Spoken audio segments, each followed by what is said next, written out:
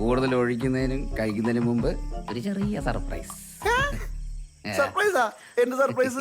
എനിക്ക് ഫോട്ടോ അയച്ച ഒരു നടനുണ്ട്, ഷർട്ടില്ലാത്തൊരു ഫോട്ടോ അയച്ചൊരു നടനുണ്ട്.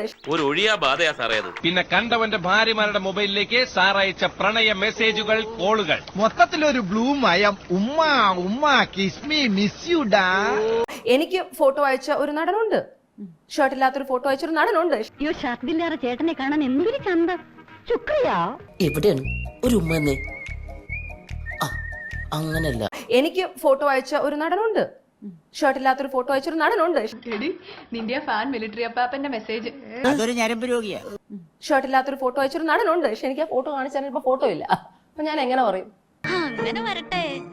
നിന്റെ ഈ കണ്ണീരിനേക്കാൾ വലിയ തെളിവ് ആവശ്യമില്ല. എന്തിനാ എനിക്ക് ഷർട്ടില്ലാതെ ഫോട്ടോ വയ്ക്കുന്നത്? ഇത് മറ്റേതാ കഴപ്പൊന്നല്ലാതെ എന്ത് പറയാ. അതിന്റെ ഉദ്ദേശം എന്താ? എന്നിട്ട് എന്റെ അടുത്ത് പറയും സെൻഡ് പിക്ചേഴ്സ്. ഞാൻ എന്തൊക്കെയോ പറയുന്നു. ഒരു പാലമിട്ടാൽ അങ്ങോട്ടും ഇങ്ങോട്ടും ഇല്ലേടി മോളെ. ഇങ്ങനൊരു സിറ്റുവേഷനിൽ രഞ്ജിതയ്ക്ക് ആ പേര് പറഞ്ഞൂടെ? ഇല്ല, I don't want to talk about. എന്റെ പ്രൂഫ് ഇല്ല. നമ്മൾ ചെയ്യുന്നതിന് ഒരു തെളിവുമില്ലെങ്കിൽ അങ്ങനെ ഒരു സംഭവം നടന്നിട്ടില്ല. എല്ലാവർക്കും സന്തോഷമായല്ലോ? എനിക്ക് സന്തോഷമായി. എല്ലാവർക്കും